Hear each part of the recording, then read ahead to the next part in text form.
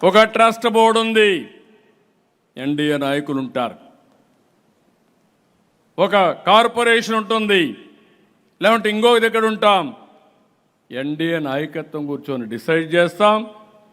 ఆ గౌరవం ఎన్డీఏ నాయకులకు ఉండాలని తప్ప వైఎస్ఆర్ కాంగ్రెస్ పార్టీతో ఎవరైనా లాలూచి పడతారేమని ఆ మాట చెప్పాను. దీంట్లో గింజుకుంటున్నారు వైఎస్ఆర్ కాంగ్రెస్ పార్టీ.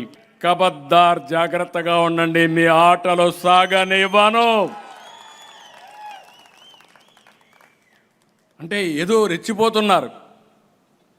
రెచ్చిపోవద్దండి.